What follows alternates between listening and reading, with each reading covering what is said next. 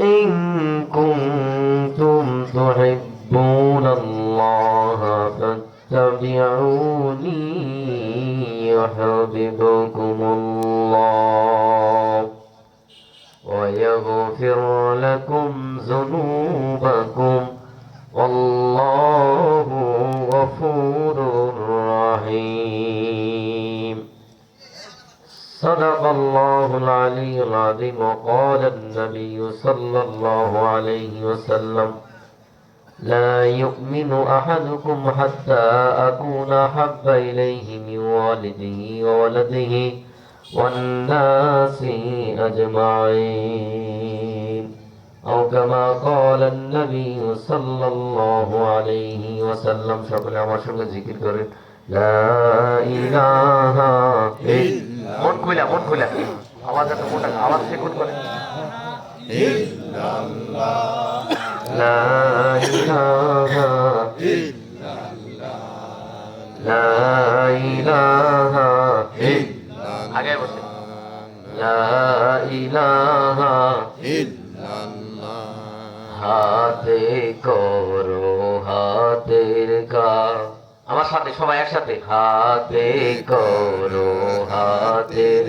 কাজ পায়ে করো পায়ের কাম একসাথে হাতে করো হাতের কাম পায়ে করো পায়ের কাম জবানে বলো আল্লাহর নাম লা ইলাহা ইল্লাল্লাহ জোরে লা ইলাহা ইল্লাল্লাহ লা ইলাহা ইল্লাল্লাহু মুহাম্মাদুর রাসূলুল্লাহ সকলে বলি সাল্লাল্লাহু আলাইহি ওয়াসাল্লাম সকলে একটু মন খুলে দরুদ সালাম পাঠ করি আল্লাহুম্মা সাল্লি আলা সাইয়্যিদিনা মাওলানা মুহাম্মদ ওয়া আলা আলি সাইয়্যিদিনা মাওলানা মুহাম্মদ বিশ্ব পৃথিবী যাহা কিছু আছে সকলে চিনিল স্রষ্টাকে শুধু যে মানুষকে বলিবে হুশ না চিনিল তার স্রষ্টাকে আল্লাহুম্মা সাল্লি আলা সাইয়্যিদিনা মাওলানা ওয়া আলা আলি সাইয়্যিদিনা মাওলানা মুহাম্মদ বাড়ি বাড়ি কররে মন এবারই তো তোমার নাম কবর হবে আসল বাড়ি জেনেও কি জানো না আল্লাহুম্মা সাল্লি আলা সাইয়্যিদিনা মাওলানা মুহাম্মদ ওয়া আলা আলি সাইয়্যিদিনা মাওলানা মুহাম্মদ বালাগাল উলা বিকামালিহি কাশাফাত তুজা বিজামালিহি হাসানাত জামিআ خصاله صلوا عليه وآله مقبول تو ہے شادہ ہے قابل تو بہت ہے مقبول تو ہے شادہ ہے قابل تو بہت ہے آئینہ کے مانندے تو نہیں دل تو بہت ہے आईना के मानिंदे तो नहीं दिल तो बहुत है मैं दूर हूँ मजबूर हूँ ऐ सईद आलम मैं दूर हूँ मजबूर हूँ ऐ सईद आलम दीदार दिखाते नहीं आवाज सुना दो, दीदार दिखाते नहीं आवाज सुना दो। মহান মাবুদের দরবারে কালিমাত শুকরিয়া আদায় করি যে মহান রব্বুল আলামিন এই পৃথিবীর হাজারো ব্যস্ততা থেকে হেফাজত করে নিয়ে অশ্লীল কাজ থেকে অকর্ম থেকে সমস্ত কিছু থেকে পরিত্যাগ করে মহান রব্বুল আলামিনের এই মনোনীত স্থানে উপস্থিত হওয়ার তৌফিক দান করছেন। আলহামদুলিল্লাহ। আলহামদুলিল্লাহ। আওয়াজটা কম হইল না? আলহামদুলিল্লাহ। আলহামদুলিল্লাহ। মাইকের আওয়াজ যেখানে যাচ্ছে এখানে বলেন তো এই গ্রামে ভোটার কয়জন জানাতের কাছে? কত? 1400 1700 1400 মতান্তর 1700। এখানে মানুষ উপস্থিত কতজন আছে? আচ্ছা, যাই হোক, তাহলে এখানে যারা উপস্থিত হয়েছেন তারা কবরে যাইবেন, যারা উপস্থিত হন নাই ঘরের মধ্যে ল্যাপের মধ্যে শুয়ে আছেন তারা সারা জীবন কিয়ামত পর্যন্ত তারা ঘরের মধ্যে থাকবে, এমন কি না? এমন কি না? তারাও কবরে যাইতে হবে। যারা ঘরের মধ্যে আছে তাদের জন্য কি বিধান আলাদা? এখানে যারা আসছে তাদের জন্য কি বিধান আলাদা? ঘরের মধ্যে যারা আছে তারা কি লাভবান, নাকি এখানে যারা আছে বা ঘরের মধ্যে থেকে বাহির হয়ে আসে এলাকার মধ্যে ঘুরে বেড়াইতেছে খিচুড়ি দেওয়ার আগ মুহূর্তে প্যান্ডেলে ঢুকে যাব? তিনটা দল হয়ে গেছে না? দল কয়টা হয়েছে? একদল ঘরের মধ্যে বসে রয়েছে, আরেক দল ঘর থেকে বাহির হয়ে রাস্তায় রাস্তায় ঘুরে বেড়াইতেছে।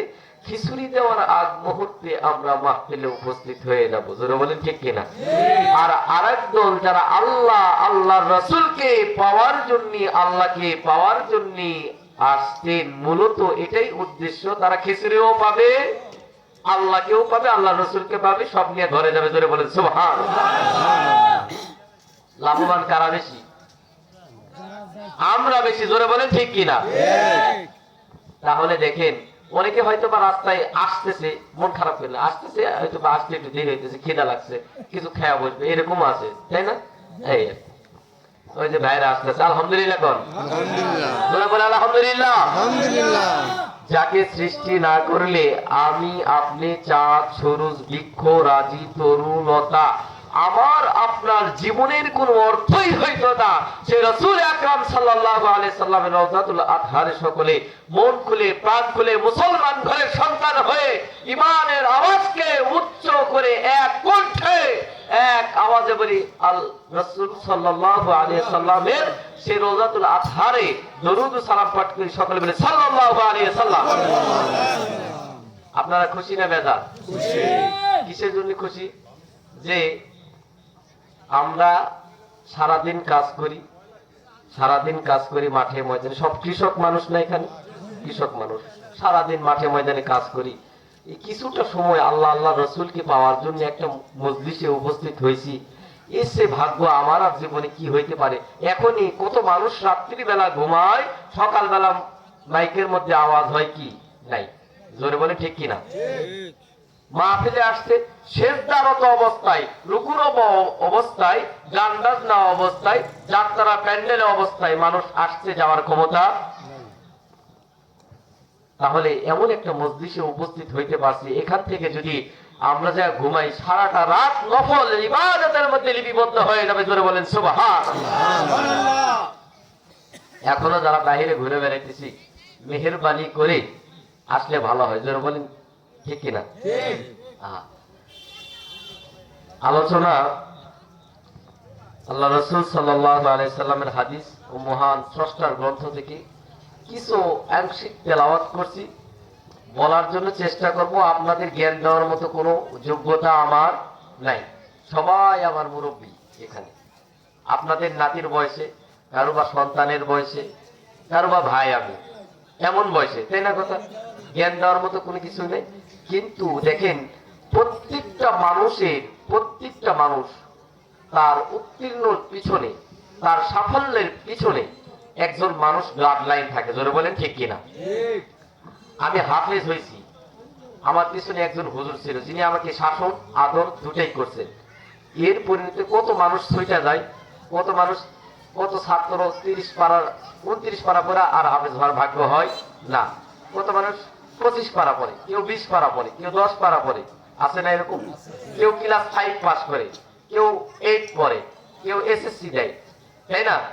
কেউ অনার্স পড়ে। এই করতে করতে লাইন চুপ হয়ে যায়, লাস্টে যায় এই খেতে খামারে কাজ করা লাগে। কিন্তু এর পিছনে যদি একটা গাইডলাইন থাকতো, একজন যদি সহযোগিতা, তাকে যদি কনফিডেন্স দেওয়ার জন্য, তাকে উৎসাহ সাহস দেওয়ার জন্য যদি একজন থাকতো, তাহলে সে তার মঞ্জিলে মকসুদ, তার লক্ষ্য স্থানে পৌঁছে যেত। জোরে বলে ঠিক কিনা?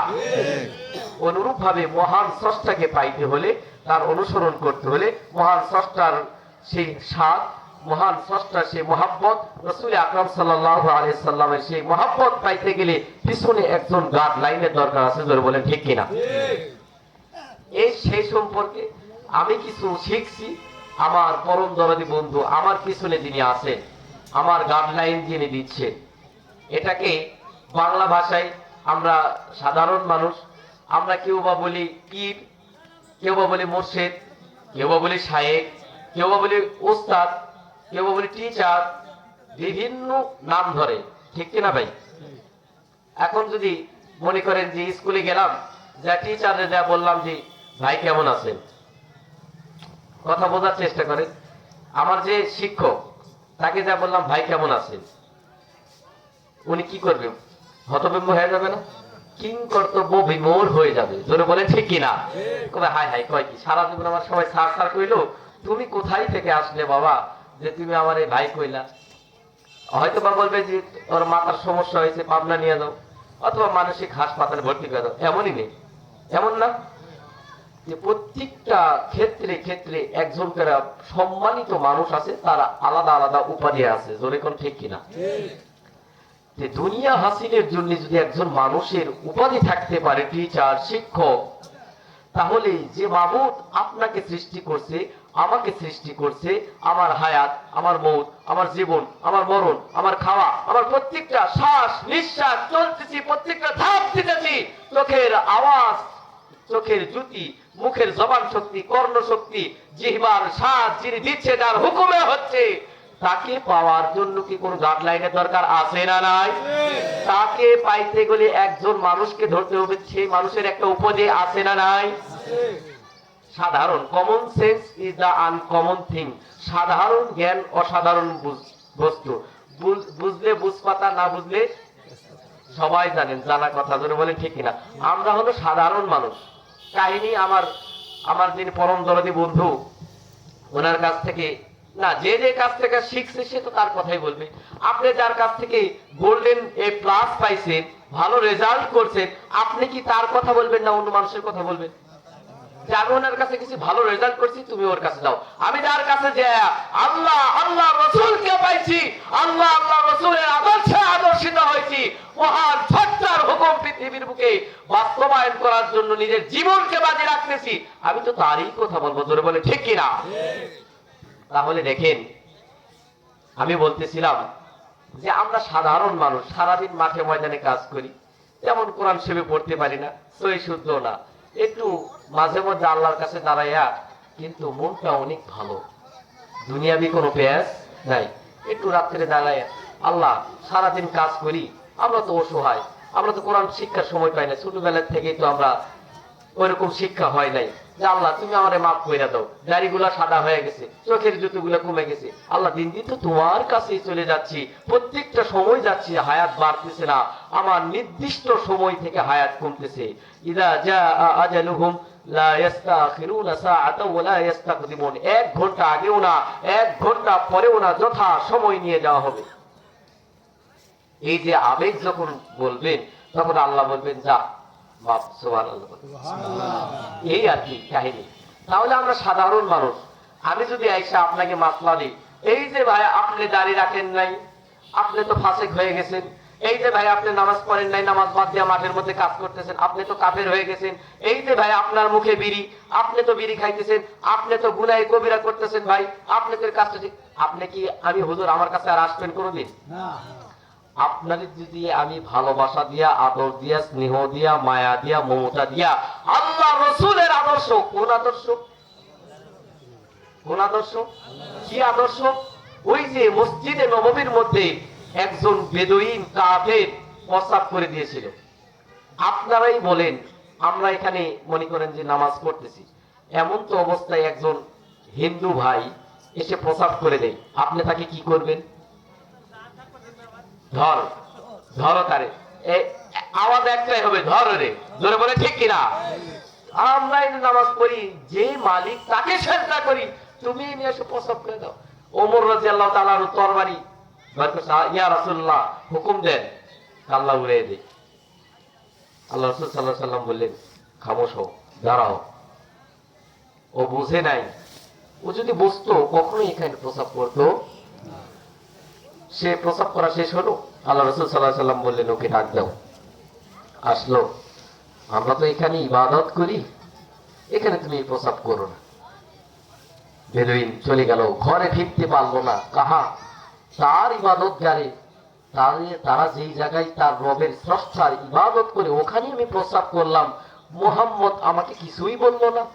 এত ভালো মানুষ, এত ভদ্র মানুষ, ইসলাম কতই না সুন্দর, বাড়ি পৌঁছাইতে পারে না, দৌড় মেরে এসে বলে, ইয়া রাসূলুল্লাহ, কালিমা পড়ে দাও, লা ইলাহা ইল্লাল্লাহু মুহাম্মাদুর রাসূলুল্লাহ, বলে আল্লাহু আকবার। আল্লাহু আকবার। এটা হলো ইসলাম। আমি যদি আপনারই এরকম ধাক্কা দিই, আপনি কি আমার কাছে আসবেন? না ভালোবাসা, আদর, স্নেহ, মায়া, মমতা দিয়ে নিয়ে আসতে হবে, তাই না কথা? এখন এই আমার হুজুর, আমার দরদি বন্ধু, উনি বলছেন যে বর্তমান বাংলাদেশে কিছু দল আছে না, আমরা কোন মানিকগঞ্জের পক্ষ থেকে মানে কোনো দলের বিরোধিতা আমরা করি না। এই যে একজন নাবির নিচে হাত বাঁধে, একজন এখানে, দুটাই কিন্তু জায়েজ আছে, কোনো সমস্যা, এটা কোনো মারামারির কোনো বিষয়ও না। একজন আমিন আসতে বলে, একজন জোরে বলে, দুটাই সহিহ হাদিস, আল্লাহ রাসূল সাল্লাল্লাহু আলাইহি ওয়াসাল্লাম বলেছেন, দুটাই জায়েজ আছে, সুবহানাল্লাহ বলে। তাহলে এটা কোনো মারামারির বিষয়? মসজিদের মধ্যে গেছে, যে এখানে একজন হাত দিছে, আর একজন হাত দিছে এখানে, এইভাবে সাইডের জন বলতেছে, আমার সামনে তুমি আমার বিরোধিতা করতেছো, তুমি নাবির নিচে হাত দিছে, ঠাপকা এরকম হাত ধরে বুকের উপর তুলে দিছে, এরকম। ওই কি হারা জীবন আমি নাবির নিচে হাত মারলাম, তুমি আমার হাত ধরে এনে দিছো। পরে হে আবার কি করছে, হে এই জায়গায় হাত না, ওই হাত ধরে টান ধরে নাবির নিচে দিছে, লেগে গেছে নামাজের মধ্যে মারামারি। নামাজ কি আছে? নামাজ আছে? নামাজ ছাড়া দিয়া মারামারি নাকি? পরে কইতেছে, এই এলাকায় যত মানুষ কম উল্টা পাল্টা, হে ঠ্যাঙ্গাবো। পরে বাড়াই গেছে দুই দল, দুই দলের হাতে লাঠি, মাঝখান থেকে আমার আপনার মতো সাধারণ কিছু মানুষ, কৃষক মানুষ, এরা মাঠে কাজ করে আসতেছে, লাঠি নিয়ে দেখছে, ওই তুই কোন দল করিস, নাবির নিচে নাকি এখানে? ও তো ভাবসাব বুঝতে পারছে, ওই যে আমি যদি এখন কই যে নাবির নিচে, এই সাইড ডান সাইড দেখাবো, আর যদি কই যে নাবির উপরে, তাহলে আমি বাম সাইড দেখাবো। ভাই আমি তো নামাজই পড়ি না, বুঝাইতে পারছি? এই আর কি, সাধারণ পাবলিক আমরা একটা পথে যাইতে হবে, যে আল্লাহ তোমাকে পাওয়ার জন্য কিছু জ্ঞান তো আছে, কিয়ামতের ময়দানে জ্ঞান পাবি, মানুষের বিচার হবে। মানুষ, আমরা কি বুঝি না এটা হালাল, এটা বুঝি না আমরা, সুদ খাওয়া হারাম এটা আমরা জানি না।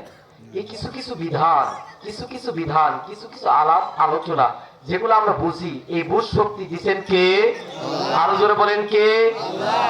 তাহলে আমরা কি বুঝতে পারি না, তার পা থেকে মাথা পর্যন্ত আপাদ মস্তক আল্লাহ রসুল সাল্লাল্লাহু আলাইহি সাল্লামের আদর্শ, সুন্নত, আল্লাহর হুকুম ঠিক মতো পালন করে, তাহলে ওই মানুষকে বন্ধু বানানো যাবে। এই জ্ঞান আমাদের আছে না? আছে না? তাহলে ওই মানুষের সাথে যদি আমরা বন্ধুত্ব করি, ওই মানুষের কাছে যদি আমরা যাই, ওই মানুষের সাথে যদি চলাফেরা করি, কোনো একদিন আমিও তার মতো হয়ে যাব, অর্থাৎ আল্লাহ আল্লাহ রসুলের আদর্শে আদর্শিত হয়ে যাবো। বলেন সুবহান। বুঝাইতে পারছি? এবার আসেন, যে আয়াতে কালিমা তেলাওয়াত করছি আমি, আজকে কি বারের দিন? আজকে বৃহস্পতিবার। এই আল্লাহ রসুল সাল্লাল্লাহু আলাইহি সাল্লামের হাদিস, যুবক ভাই যারা আসছেন অনেক ভাগ্যবান তারা, এই হাদিসটা আপনারা শুনে যান। বৃহস্পতিবার আসরের নামাজের পর থেকে, বাংলায় বলি আরবি বলে বুঝবেন সাধারণ মানুষ আমরা, বৃহস্পতিবার আসরের নামাজের পর থেকে যত রুহু আছে কবর দেশে চলে গেছে এই রুহুগুলাকে ছেড়ে দেওয়া হয়। যাও, কথা বলতেছে, হ্যাঁ, এই রুহগুলা ছেড়ে দেওয়া হয় যে তোমরা যাও, তোমার পিতা, তোমার মাতা, তোমার ভাই, তোমার বন্ধু, তোমার আত্মীয় স্বজন সবার নিকটে যাও। তোমরা যে কবরের মধ্যে শাস্তি প্রাপ্ত হচ্ছে, একটা সুবহানাল্লাহ নিয়ে আসো, একটা আলহামদুলিল্লাহ নিয়ে আসো, একটা আল্লাহু আকবার নিয়ে আসো, লা ইলাহা ইল্লাল্লাহ নিয়ে আসো, একটু কোরআন তেলাওয়াত নিয়ে আসো, একটু নামাজের সওয়াব নিয়ে আসো, একটু পুণ্য কাজের, ভালো কাজের কিছু হাদিয়া নিয়ে আসো, তাহলে এই ওসিলায় হয়তো বা তুমি মাফ পেয়ে যাবে। এই রুহগুলা এখানে যারা আছি আমরা, আমাদের অনেকের পিতা মাতা ইন্তিকাল করছে না, তারা ঘুরে বেড়াচ্ছে, চোখ নাই, দেখতে পারি না, দেখতে পারি না। কোনো একদিন আমরাও কিন্তু সেই জায়গায় চলে যাব না? যাব। দেখেন, এই মসজিদের মাইকে কোনো একদিন আমার আপনার নাম ঘোষণা হবে না? এই বাজারের কাপড়ের কাপড় কোনো একদিন আমার মোড়ানো হবে না? এই বাসতলার বাস কোনো একদিন আমার জন্য কাটা হবে না? এই বাজারের আতর, সুরমা, চন্দন কোনো একদিন আমার জন্য ব্যবস্থা করা হবে না? আমরা কিন্তু সবাই জ্ঞানী মানুষ, সবাই কিন্তু আমরা জ্ঞানী, কিন্তু আমার দরদে বন্ধু বলেন, জ্ঞান জ্ঞান ধ্যান ধ্যান না করে ধ্যান করতে শিখো। আসল জ্ঞানী তো ধ্যানী, যার জীবনের ধ্যান নাই তার জীবনের জ্ঞান নাই, আর যার জীবনে জ্ঞান নাই তিনি হলো জ্ঞান পাপী। আর জ্ঞান পাপী মানুষ কখনোই মহান স্রষ্টার সন্ধান লাভে ব্রতী হইতে পারে না।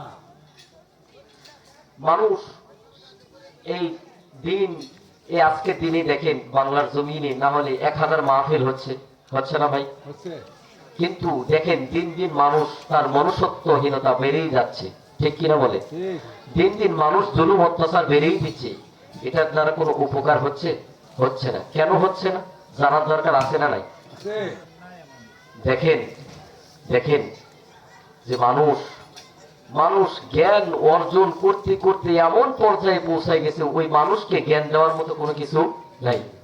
ইউটিউব ক্লিপ দিলে ওয়াজ নসিহত, কিন্তু মানুষ তার মনুষ্যত্ব হারিয়ে ফেলতেছে। পিতা মাতার সাথে কেমন ব্যবহার করবে, মুরব্বীদের সামনে কেমন ব্যবহার করবে, ছোট ভাইকে কেমন আদর স্নেহ মায়া মমতাই রাখবে, বড় ভাইকে কেমনে সম্মান করবে, এগুলো মানুষ ভুলে যাচ্ছে। জোরে বলে ঠিক কিনা? দেখেন, এগুলো ফিরে নিয়ে আসার জন্য এই ভাবনার জগতে ঢুকতে হবে। মানুষ পৃথিবীর বুকে, আমার যিনি শায়েখ মোর্শেদ তিনি বলেন, মানুষ জ্ঞান অর্জন করছে, শুধু মানুষের একটাই অভাব, এই অভাবটা হলো মানুষের ভাবনার অভাব। জোরে বলেন সুবহানাল্লাহ। একটা মানুষ যদি ভাবতো আমি আজ যুবক, একটা মানুষকে কষ্ট দিলাম, কোনো একদিন আমি ওই বৃদ্ধ হয়ে যাব, আমার বাহুতে বল আছে, কোনো একদিন বাহুতে থাকবে, এই বল থাকবে না। আজকে চোখের জ্যোতি আছে, কোন সময় জ্যোতি থাকবে। কত মানুষ চোখেই দেখতে পারে না, আছে না নাই? কথা বলেন, আছে না নাই? কোন মানুষ জবানে কথাই বলতে পারে না, আছে না নাই? কোন মানুষের কর্ণ শক্তি নাই, কান দিয়ে শুনতেই পারে না, আছে না নাই? কোন মানুষ তার দুটো পাই নাই, হাঁটতে পারে না, আছে না নাই? কোন মানুষের হাতই নাই, আছে না নাই? কোন মানুষের হাত আছে, মাথা এত বড়, আছে না নাই? কত মানুষ, এই যে আপনি হেমায়তপুর যান বা ধামরাই বাজার যান, ওভার ব্রিজের নিচে বস্ত্র নাই, পরিধান করার মতো কোনো কাপড় নাই, খাওয়ার তো দূরের কথা, শীতের মধ্যে কাঁপতেছে, ব্রিজের নিচে থাকার কোনো ব্যবস্থাও নাই। কিন্তু আল্লাহ রাব্বুল আলামিন আমাকে আপনাকে স্নেহ করি, মায়া করে, মমতা করে, ভালোবেসে কত সুন্দর পা থেকে মাথা পর্যন্ত আপাদ মস্তক পূর্ণাঙ্গ বানাইছে। আবার বলছে ফি আহসানি তাকওয়িম, বান্দা এত সুন্দর করে তোমাকে আমি বানাইলাম, এরপরেও তুমি আমাকে ভুলে গেলা। আল্লাহ রাব্বুল আলামিন বলেন, ইয়া আইয়ুহাল ইনসানু মা গররাকা বিরাব্বিকাল কারীম, বান্দা দুনিয়ার কোন মোহ, দুনিয়ার কোন ভালোবাসা আমি রব্বুল আলামিন থেকে তোমাকে দূরে সরাইয়া নিয়ে গেল? আমি রব্বুল আলামিন তোমাকে বানাইলাম, আবার ঘোষণা দিলাম, কুল ইন্না সলাতি ওয়া নুসুকি ওয়া মাহইয়ায়া ওয়া মামাতি লিল্লাহি রাব্বিল আলামিন। জোরে বলেন আল্লাহু আকবার। বান্দা, তোমার নামাজ, তোমার রোজা, তোমার হজ, তোমার যাকাত, তোমার কুরবানি, তোমার জীবন, তোমার যৌবন, ও নবী বলে দিন সমস্ত আমি রব্বুল আলামিনের জন্য। আমি যদি হুকুম না দেই বান্দা তুমি একটা ধাপ সামনে দিতে পারবা না। আমি যদি হুকুম না দেই বান্দা তুমি কথা বলতেছো, কথা ফিরাই নিয়ে আসতে পারবা না। আমি যদি হুকুম না দেই বান্দা তুমি চোখের পালক ফালাইছো, চোখটা নিভাইছো, চোখ আর জানার কোনো সুযোগ হবেই না। আমি যদি হুকুম না দেই তোমার মুখের মধ্যে খাবার দিয়েছো, খাবারটা তুমি গিলতে পারবা না। মুখের মধ্যে তুমি পানি দিয়েছো, ঢোকটা তুমি গিলতে পারবা না। আমি যদি হুকুম না দেই এই মসজিদের মধ্যে আসছেন, মাহফিলে আসছেন, বাড়ানোর কোনো সুযোগ নাই। এই যে আমি রব্বুল আলামিন, তুমি নামাজ পড়ো না, রোজা করো না, হজ করো না, যাকাত দাও না, গভীর রজনীতে উঠে আল্লাহ বলেন ইন্না নাশিয়াতাল লাইলি হিয়া আশাদ্দু ওয়াতাআন ওয়া আকওয়ামু কিলা।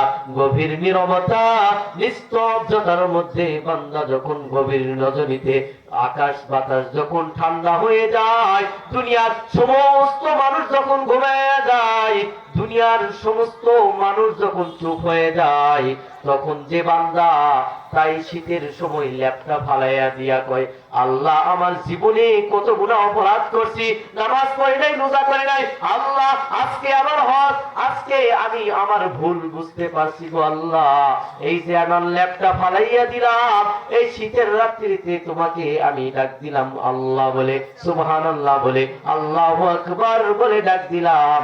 আল্লাহ বলেন বান্দা তোমার প্রত্যেকটা কথা আমি রব্বুল আলামিনের হৃদয়গ্রাহী হয়ে থাকি। দেখেন আমরা আল্লাহ বলেন কি ইন্নাল ইনসানা লাকাফুর, মানুষ বড়ই অকৃতজ্ঞ। এটা কে বলছেন? জি, মানুষকে আমি এত কিছু দিলাম, মানুষের জন্যই কিন্তু সব। জোরে বলে ঠিক কিনা? আমি কিছু কথা বলেই শেষ করে দিব, কারণ আমরা মানিকগঞ্জ থেকে আসি, আমরা এই কিচ্ছা কাহিনী শোনানোর জন্য না। কে কি বলে এটা আমরা বলবো না। কিচ্ছা কাহিনী অভাব নাই, এখানে আপনার কান থেকে একটু হইয়া পড়বে, হাসতে হাসতে দৌড় মারবে, এরকম ওয়াজ আছে, আছে না? এরকম বক্তাও আছে। কিন্তু আমরা এমন কিছু কথাবার্তা বলার জন্য আসি যে কথা বললে মানুষ তার মনুষ্যত্বকে ফিরে পায়। জোরে বলেন সুবহানাল্লাহ। আর এই কথাটা শিখছি হলো আমাদের পিছনে যে গাইডলাইন আছে, যে গাইডটাই আমাদের মুর্শিদ, আমাদের শাইখ, তিনি আমাদেরকে শিখাইছেন, আমাদেরকে শিক্ষা দিয়েছেন তিনি। তাহলে দেখেন এই যে মানুষ তার মনুষ্যত্বকে ফিরে পাবে, এটাই হলো মূল ওয়াজ। জোরে বলে ঠিক কিনা? কান্দাইলাম, হাসাইলাম, মেলা তামাশা করলাম, কিন্তু মানুষ তার মনুষ্যত্ব থেকে ফিরে আসলো না। ওই মানুষের দ্বারা আরেকজন মানুষ কষ্ট পালো, ওই মানুষের দ্বারা তার মা কষ্ট পালো, ওই মানুষের দ্বারা তার বাবা কষ্ট পাইলো, তার দ্বারা অন্যায়, অবিচার, অত্যাচার হুজুরে কম দিচ্ছে, তাহলে এই ওয়াজ মাহফিলের কোনো দরকার। আমরা মানিকগঞ্জ থেকে আসি শুধুমাত্র একটা মানুষকে তার পূর্বের কথা মনে করে দেওয়ার জন্য। তুমি কি ছিলে, কোথায় ছিল, তোমার অস্তিত্ব কোথায় ছিল, তুমি কে, তোমার পরিচয় কি? তোমার পরিচয় যদি তুমি জানতে পারো, মানে আরাফা নাফসাহু ফাকাদ আরাফা রাব্বাহু, যে তার পরিচয় পেল সে তার প্রভুকে চিনে ফেললো। জোরে বলেন আল্লাহু আকবার। এই পরিচয়টা আমরা চেনানোর জন্য আসছি। তাহলে দেখেন আল্লাহকে এটা আমাদের জানতে হবে না। আমরা সারাদিন শুধু আল্লাহ আল্লাহ বলেই গেলাম, সুবহানাল্লাহ সুবহানাল্লাহ, আলহামদুলিল্লাহ, আল্লাহু আকবার, এটা শুধু যাই নাই গেলাম। আমরা মানুষ, এটা খালি যাই নাই গেলাম। তুমি কে, তোমার পরিচয় কি, তোমার মান মর্যাদা কোথায়, এটা তো জানতে হবে। এই দুইটা আলোচনা করে আমি শেষ করে দেবো ইনশাআল্লাহ। মানুষ আমরা কে এটা জানতে হবে না। এই পৃথিবীটা বানাইছে কাদের জন্য? আমাদের জন্য। সুবহানাল্লাহ বলেন। দেখেন শুধু এখানেই খেলতো না, এখানেই খেলতো না, এই মানুষের খেদমতের জন্য সমস্ত জাতিকে সৃষ্টি করেছেন। জোরে বলেন সুবহানাল্লাহ। জিন, ফেরেশতা, জিন দিয়ে মানুষ ব্যবসা করে খায় না, ফেরেশতা সৃষ্টি করছে কি আমার বান্দা ইবাদত করবে, তোরা দুইজন সাইডে বসে দিলাম, লিখবি। সুবহানাল্লাহ কর। মাগরিবের পরে সূরা হাসর তেলাওয়াত করলে ৭০,০০০ ফেরেশতা এই ফজর পর্যন্ত সওয়াব লিখতে থাকে, গুনার জন্য মাফ চাই। সুবহানাল্লাহ কর। কাদের জন্য বানাইছে? আমাদের জন্য। এবার আমাদের জন্য বানাইলেন, আল্লাহ বলেন ওয়ালাকাদ কাররামনা বানি আদম, আমি বনি আদমকে পৃথিবীর বুকে সবচাইতে সম্মানিত করেছি। জোরে বলেন সুবহানাল্লাহ। এবার দেখেন আল্লাহ রাব্বুল আলামিন বলেন, বান্দা এত কিছু দিলাম তোমাকে ভালো রাখার জন্য, পেঁয়াজ রসুন, এগুলো কিন্তু কোরআন শরীফের কথা, কোরআন শরীফে আছে, মানে সময় নষ্ট করতে চাইছে না। পেঁয়াজ রসুন জব তারপরে ভুট্টা, এগুলো কিন্তু আল্লাহ দিছেন আদম আলাইহিস সালাম, ওই বনি ইসরাইলের সময় দিছে না, এগুলা দিছেন। এগুলা কাদের জন্য? আমাদের জীবিকা নির্বাহের জন্য। আমার বান্দা পৃথিবীর বুকে যাবে, কি খাবে কি করবে, আমি তো, আমার বান্দা তো কিছু বুঝে না, আমি রব্বুল আলামিন ওকে সৃষ্টি করছি, আমার তো মায়া আছে, আমার তো ভালোবাসা আছে, ওকে কেমনে চালাইতে হবে, কেমনে বুঝাইতে হবে, এর জন্য আল্লাহ রব্বুল আলামিন এসব ব্যবস্থা করছেন। জোরে বলেন সুবহানাল্লাহ। এবার আল্লাহ বলেন, বান্দা তুমি তোমার পরিচয় নিয়ে বসে থাকলা, এবার আমি রবের পরিচয় নিবা না? নিবেন না? জানার দরকার আছে না নাই? আল্লাহ বলেন কি? আল্লাহ বলেন সুম্মা খালাকানাল নুতফাতা আলাকাতান ফাখালাকনাল আলাকাতা মুদগাতান ফাখালাকনাল মুদগাতা ইযামান فكسونا العظام لحما ثم أنشأناه خلقا آخر فتبارك الله أحسن الخالقين. الله أكبر. আল্লাহ বলেন, বান্দা উন্নতরে আল্লাহ রাব্বুল আলামিন বলেন, হাল আতা আলাল ইনসানি হিনুম মিনাদ দাহরি লাম ইয়াকুন শাইআম মাযকুরা, বান্দা তোমার কোন অস্তিত্বই ছিল? সুম্মা খালাকনান নুতফা, আমি পুরুষের মধ্যে নুতফা সৃষ্টি করে দিলাম। নুতফা বুঝেন না? বীর্য সৃষ্টি করে দিলাম। আল্লাহ সৃষ্টি করছে কে? এটা মাতৃ গর্ভে গেল, তোমার মায়ের গর্ভের মধ্যে লক্ষ লক্ষ কোটি কোটি বীর্য যাচ্ছে, সেখান থেকে এক ফোঁটা তোমার মায়ের রেহেমের মধ্যে, গর্ভের মধ্যে প্রবেশ করে, এরপরে আমি রব্বুল আলামিন ওখান থেকে কি করি?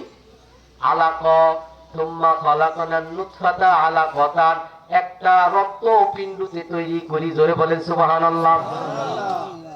পানিকে কিছু পরিণত করলো রক্তে। আমি কোন মালিক আমার সম্পর্কে তোমরা জানো? একটু এদিক সেদিক হলে কিচ্ছু বুঝবেন না। আমি কোন মালিক আমার পরিচয় নাও।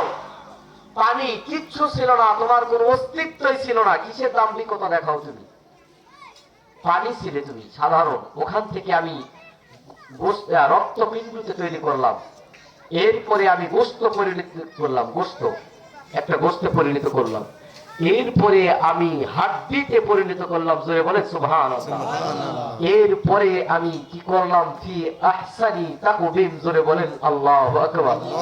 এরপরে সুন্দর একটা আকৃতি দান করলাম। সুবহানাল্লাহ। এরপরে পুরো সন্তান মায়ের গর্ভের মধ্যে ইন্তিকাল করে, করে না করে না? জোরে বলেন। কোন সন্তান ভূমিষ্ঠ হওয়ার একদিন, 2 দিন, 3 দিন পরে ইন্তিকাল করে। কোন সন্তান 1 মাস পরে, 1 বছর পরে, 2 বছর পরে, 3 বছর পরে, 5 বছর, 10 বছর পরে করে, করে না? আল্লাহ বলেন, মায়ের গর্ভের মধ্যে যখন তুমি ছিলে তখন তোমাকে খাওয়াইছে কে? আওয়াজ হলো না? আল্লাহ।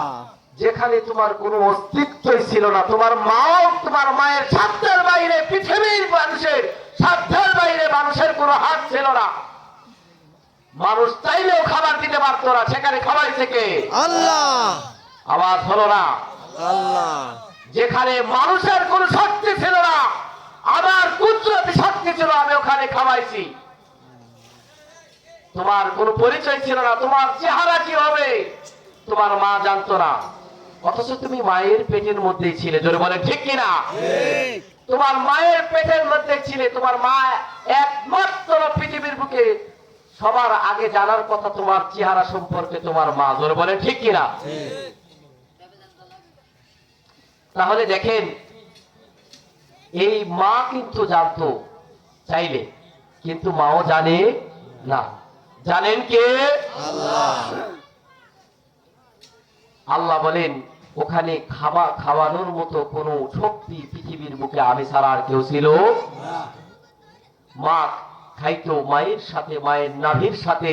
তোমার নাভির একটা অ্যাডজাস্ট করে দিলাম, মায়ের খাবার হজম হয়ে এমন খাবার তৈরি হয় যে খাবার তোমার জন্য কোনো ক্ষতিকর না, যে খাবার তোমার জন্য ভালো। জোরে বলেন সুবহানাল্লাহ। আস্তে আস্তে বড় হইলা আমার কুদরতি ভাবে, আমার ভালোবাসায়, আমার আদর স্নেহ মায়া মমতায় পৃথিবীর বুকে তুমি আগমন করলে। সুবহানাল্লাহ। সুবহানাল্লাহ। ওয়া ওয়া করে কান্না করতে, খাইতে পারছে না, হাতে কোনো শক্তি ছিল না, পায়ে শক্তি ছিল না, জবানে শক্তি ছিল না, বলতে পারতেন না যে মা আমাকে খাবার দাও।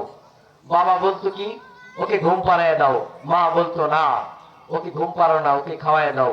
খাওয়াই দিত, ঠান্ডা হয়ে যেত। এই মায়ের মনে এই কথা উদয় করে দিল কে? আল্লাহ।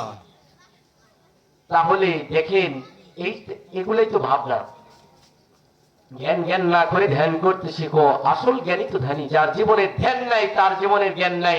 আর জ্ঞান পাপী মানুষ কখনোই মহান স্রষ্টার সন্ধান লাভের প্রতি হইতে পারে। এই যে ভাবনা, মানুষ যখন এগুলা ভাববে, আহারে আমার তো কিছুই ছিল না, আমি যেখানে কোনো মানুষের সাধ্য ছিল না সেখানে আমাকে আল্লাহ খাওয়াইছে। পৃথিবীর বুকে আসলাম, কান্না করতাম ওয়া ওয়া করে, মায়ের মনে উদয় করে দিত আল্লাহ জি ওকে খাওয়ায় দাও। কান্না করতাম, মায়ের মনে উদয় করে দিত ওকে ঘুম পাড়ায় দাও। সুবহানাল্লাহ বলবেন। এ মালিক কে? আল্লাহ বলেন এবার তোমাকে কিছু শক্তি দিলাম, বাক শক্তি। একটা একটা লফজ শিখলে আব্বু আম্মু বলা, দাদা দাদি এই শব্দগুলো বলার ক্ষমতা দিলাম। এই ক্ষমতা দিল কে? এবার আস্তে আস্তে বসা শিখলাম, এই মাথায় শক্তি দিল কে? এবার নিজের হাতে খাওয়া শিখলাম, এই বাহুতে শক্তি দিল কে? হাঁটা শিখলাম, পায়ে শক্তি দিল কে? চক্ষু ফুটে গেল, চোখ দ্বারা দেখতে পাইলাম, শক্তি দিল কে? জবানে পূর্ণাঙ্গ কথা বলতে শিখলাম, শক্তি দিল কে? কত মানুষ কথা বলতে পারে না, থুতলায়, কিন্তু আপনি স্পষ্ট ভাষায় আপনার মনের আকুতি মানুষকে বুঝাইতে পারতেছেন, এই শক্তি দিল কে? ভাবনার দরকার আছে না নাই? দেখেন এই সমস্ত প্রত্যেকটা ক্ষেত্রে ক্ষেত্রে আপনার জীবনে যে একটা পর্যায়ে এসে গেছেন যুবক, আল্লাহ বলেন বাহুতে বলাছে তুমি কি আউস বিন অনুকের মতো হয়ে গেছো, ফেরাউনের মতো শক্তিশালী? তুমি কি ওদের মতো উচ্চ সম্প্রদায়, আজ সম্প্রদায় যারা উচ্চতায় ছিল, যারা সমুদ্রের মধ্যে নেমে এরকম বড় বড় মাছ ধরা সমুদ্রের মধ্যে তাদের মধ্যে এরকম সিদ্ধ করে খাইছে, তুমি কি তাদের মতো সাধারণ একটা মানুষ? আল্লাহ বলেন ওয়াখলিকাল ইনসানু দাঈফা, দুর্বল করে সৃষ্টি করলাম তোমাকে আমি, কিছুই ছিল না তোমার, শক্তি দিলাম আমি। আল্লাহ বলেন লা তামশি ফিল আরদি মারহা ইন্নাকা লান তাখরিকাল আরদা ওয়া লান তাবলুগাল জিবালা তুলা। জোরে বলেন সুবহানাল্লাহ। বান্দা এই জমিনের মধ্যে তুমি দম্ভ ভরে চলো না, এই মাটির উপর দম্ভ ভরে অহংকার করে পা ফেলো না। যেহেতু তুমি মাটিকে কখনো দ্বিখণ্ডিত করতে পারবা না, দুভাগ করতে পারবা না, আর কখনো তুমি পাহাড়ের সমান উচ্চতায় যাইতে পারবা না, এজন্য তুমি মাটির মতো হয়ে যাও। এই মাটির মতো হয়ে গেলে চাইলে, মাটির মতো হইতে চাইলে মাটির মতো একটা মানুষের সংস্রবে যাইতে হবে। জোরে বলে ঠিক কিনা? এবার দেখেন মানুষ মানুষ আল্লাহ বলেন কি? আল্লাহ বলেন এই পৃথিবীর সমস্ত মানুষ, আল্লাহ বলেন ইন্নাল ইনসান আলা কাফুর, মানুষ বড়ই অকৃতজ্ঞ। মানুষ কি বড়ই? এত নিয়ামত দিলাম, জিহ্বা দিলাম, জিহ্বার যদি আমরা স্বাদ গ্রহণ করি, এই জিহ্বায় ঠান্ডা দিলে ঠান্ডা বুঝতে পারি না, তিতা দিলে তিতা বুঝতে পারি না, মিষ্টি দিলে মিষ্টি বুঝতে পারি না, ঝাল দিলে ঝাল বুঝতে পারি না, ঠান্ডা দিলে ঠান্ডা বুঝতে পারি না, গরম দিলে গরম বুঝতে পারি না। এই প্রত্যেকটা ক্ষমতা দিচ্ছেন কে? আল্লাহ। সে আল্লাহকে চিনতে হবে কিনা?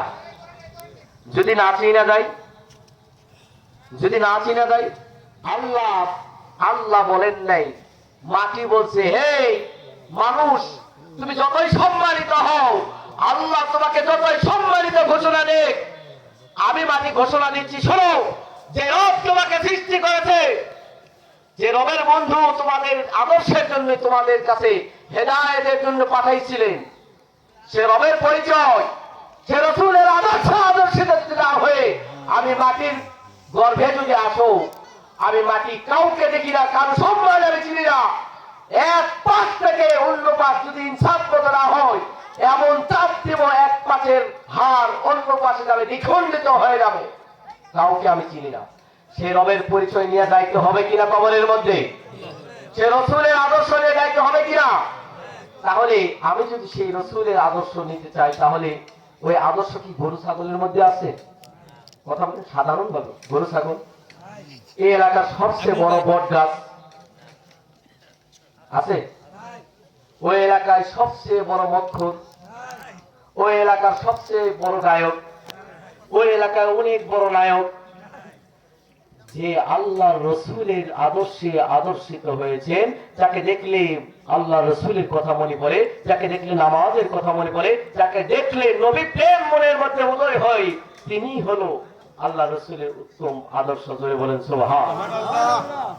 আমি আসলাম, একটা কথা বলে যাই, এই যে আমার লেবাস দেখতেছেন না, হাফেজ মাওলানা, একটা ওসিলাই তো হয়েছি না, বাংলা ওয়াজ, কোরআন হাদিসের ওয়াজ করতে করতে মানুষ মেলাই বাংলা ওয়াজ শোনেন, বাংলা ওয়াজ আর কি। দেখেন, প্রত্যেকটা মানুষ, শুরুতেই বলছি, মানুষ তার উত্তীর্ণ লাভের দিকে পিছনে একজন গাইডলাইন থাকে, তাই না কথা ভাই, উৎসাহ দেওয়ার জন্য। আমার পিতা একজন যাত্রা প্যান্ডেলের ছিল, সেনাপতির পাঠ করত, বুঝাইতে পারছি আগে হয়তো না। এই মানিকগঞ্জ আপনার, আমার বাড়ি সেই জয়পুরহাট, ওখান থেকে এখানে আসলো, দেখলো আল্লাহ রসুলের আদর্শ, কোথায় ছিলাম কি হলো, তার আবেগ টান দিল যে না, আমি যে পথে চলছি এই পথটা ভুল, এটা যে পথ এটাই সত্য। জোরে বলেন সুবহানাল্লাহ। এখন তাকে দেখলে চিনবেনই না, মৌলানা দেখলো, আসলো, বায়াত গ্রহণ করলো, মানুষ ভালো মানুষের কাছে আসলো, মানুষের কাছে না গেলে মানুষ কখনোই মানুষ হইতে পারে। এই মানুষের কাছে আসছিলেন তিনি, মানিকগঞ্জে হুজুরের কাছে আসলেন, বায়াত মুরিদ হইলেন, তার জীবনের পরিবর্তন হওয়া শুরু হলো, আল্লাহ রসুলের আদর্শে আদর্শিত হইলেন, তিনি 2 বেলা জিকির করেন, নামাজ পড়েন। এইরকম ভাবে মানিকগঞ্জের মুরিদ যতগুলা দেখেন, প্রত্যেকটা মানুষ এই একই রকম। তাহলে খারাপ না ভালো? জোরে বলেন, ভালো না খারাপ? তাহলে আপনি আমি দেখতে হবে, যেই জায়গায় গেলে আমার মতো মাদ্রাসা পড়ুয়া ছাত্র নয়, হাজারো লাখো সাংবাদিক, সাহিত্যিক, কবি, উচিত, আইনজীবী, উকিল, ব্যারিস্টার, যার হাতে হাত দিয়ে বায়াত গ্রহণ করে আল্লাহ রসুলের আদর্শে আদর্শিত হচ্ছে, রসুল প্রেমী প্রেমিক হচ্ছে, মহান সত্তার হুকুমত পৃথিবীর বুকে কায়েম করার জন্য দেওয়ানা হয়ে গেছে, সেই মানুষকে একবার হলেও দেখার দরকার আছে না নাই? আছে না? এই জন্য আপনাদের দাওয়াত রইল, আপনারা আসবেন না ইনশাআল্লাহ? এই জীবনের অনেক টাকা, অনেক পয়সা, অনেক কিছু বিপথে চলে গেছে, নষ্ট হয়ে গেছে, বিড়ি খাইছি, সিগারেট খাইছি। হে আল্লাহ, হে খোদা, হে রব, আমি চাইলাম না, আমি নামাজ পড়লাম না, রোজা করলাম না, হজ করলাম না, জিকির করলাম না, এরপরে তুমি আমাকে খাওয়াইতেছো, তুমি আমাকে পড়াইতেছো, তুমি আমাকে শ্বাস নিঃশ্বাস, অক্সিজেন, কার্বন অক্সাইড সবকিছুর ক্ষমতা দিতেছো, কোনোদিন আমাকে অনাহারে রাখো নাই, আমার চোখের দৃষ্টি তুমি দিয়েছো, জবানের শক্তি দিয়েছো, আমার পা থেকে মাথা পর্যন্ত আপাত মস্তক কত সুন্দর ভাবে তুমি সৃষ্টি করেছো। হে রব, তাহলে তুমি তো আমার, তোমাকেই চেনার দরকার, তোমাকেই চিনতে হবে। এই জন্য আল্লাহ তোমাকে চেনার জন্য পৃথিবীর যার পা ধরতে হয়, যার পায়ের নিচে যাইতে হয়, সে যদি রাস্তায় একটা ভিক্ষুক হয়, সে রাস্তার পথিক হয়, হে রব, তোমাকে পাওয়ার জন্য, তোমার রসুলের আদর্শ পাওয়ার জন্য তার পা ধরে, তার পা চাপতে হলে চেটে দেবো। রব তোমাকে চাই, তোমাকেই চাই, তোমাকেই চাই, হে রসুল তোমার আদর্শের কি চাই। জোরে বলে ঠিক কিনা? রাজি আছেন না ইনশাআল্লাহ? আমরা সবাই যে যে যে যে লাইনে থাকেন, কোন সমস্যা? হে রব, তোমাকে এক জায়গায় না এক জায়গায় গেলে তোমাকে পাবো, যদি আমার উদ্দেশ্য তো ভালো, তোমাকে পাওয়ার জন্য যাচ্ছি, তোমার রসুলের আদর্শকে নেওয়ার জন্য যাচ্ছি, উদ্দেশ্য তো ভালো। আমি তো সিগারেট খাওয়ার জন্য যাচ্ছি, বিড়ি খাওয়ার জন্য যাচ্ছি, তোমাকে পাওয়ার জন্য, তোমার রসুলের আদর্শকে নেওয়ার জন্য যাচ্ছি। এই টাকা কি কার কাছে যাবে? তোমার বাক্সের মধ্যে কিয়ামতের ময়দানে এই টাকা কাজে আসবে, জোরে বলেন ঠিক কিনা? আল্লাহ রাব্বুল আলামিন আমাদেরকে সঠিক বুঝ দান করার তৌফিক দান করেন, সকলে বলে আমিন। আগামী 14 তারিখ কি দিবস? কথা বলে না, আওয়াজ কম হলো, আরো জোরে বলেন, আরো জোরে। শরম পাইছেন মনে হয়? ভালোবাসা এবং সবে বরাত, তাই না? এবার ভালোবাসা আপনার নিয়ত যে আল্লাহ ইতিপূর্বে যা করছি, আল্লাহ কই বান্দা তুই খালি ফিরে আয় আমার কাছে। রাত্রে উঠে কয় হালমি মুস্তাগফিরিন, আয় ক্ষমা চা। পৃথিবীর বুকে একজনই আছেন যিনি যার কাছে ক্ষমা না চাইলে রাগ করেন, তিনি কে? আল্লাহ। যা করছাস আয়, সুবহানাল্লাহ কইবেন না? যে আমরা কই হ্যাঁ যা করছি, টাকা পয়সা যা গেছে। এইবার আল্লাহ এই যে মানিকপুরে দাওয়াত দিয়ে গেল, মাত্র এই যাত্রা 2000 টাকা লাগে নাকি ভাড়া? কয় টাকা লাগে? কথা কন নাকি কয় টাকা ভাড়া আমার কাছ থেকে? নালে সুয়েল ভাই আছে, ধামরাই ধরবেন ধীরে, উনি হলো এই এলাকার সমন্বয়কারী, ভিতর ভাইরা আছে, টাকা আমাদের কাছ থেকে নিয়ে যাবেন। যদি এখানে এই জায়গায় যে বলবেন হুজুর টাকা দিয়ে যান, আমরা মানিকগঞ্জের মানুষ যারা, মুরিদ যারা, আমরা চাপাই না, আমরা কার্যে পরিণত করে দেখাই, জোরে বলে ঠিক কিনা? আপনারা যদি 10 টাকা দিয়ে যদি আপনি মানুষের মতো মানুষ হন, রাসূলের আদর্শে আদর্শিত হন, তাহলে আপনি আমার মাপের জন্য ঠিক, জোরে বলেন ঠিক কিনা? আপনি আমার মাপের জন্য অসিরা হবে, এই টাকা আমার চলে যাবে না। আর আপনি যদি নিজের টাকা দিয়ে যান, তাহলে আপনার টাকা আপনার কবরে যাবে, জোরে বলে ঠিক কিনা? তাহলে এবার ভালোবাসা দিবস আপনার উদ্দেশ্যে একটা থাকবে, এই ছেড়ি মেরি যা আছে, মহিলা যা আছে, তাই না? আল্লাহ রাসূল সাল্লাল্লাহু আলাইহি সাল্লাম বলছেন এই মা জাতি হলো শ্রেষ্ঠ জাতি, আবার এই মা জাতি হলো পুরুষকে ওইদিকে নিয়ে যাওয়ার জাতি। এই মায়ের পেটের মধ্যেই হাজার ওলিয়া আউলিয়া সমস্ত নবীর আগমন হয়েছে, আবার এরাই অনেক কিছু, তাই না কথা? মারাও ভালো, মাদের দাওয়াত রইল, আপনারাও যায়, তাই না কথা? আপনারাও যায়।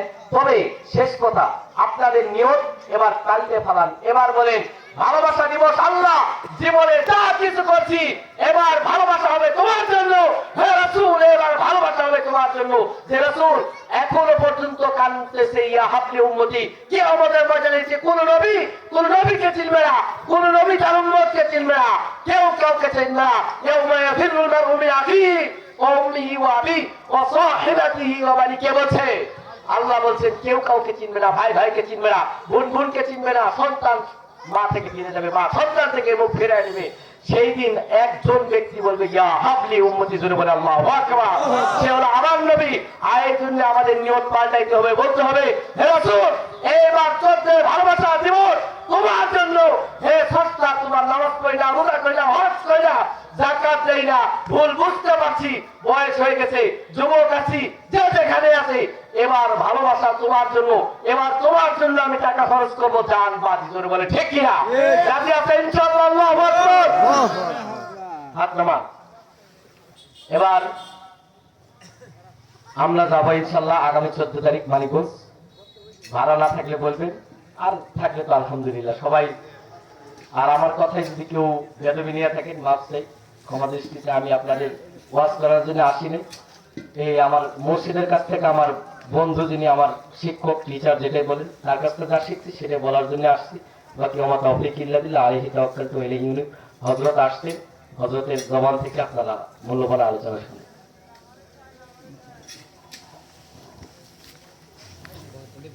আলহামদুলিল্লাহ।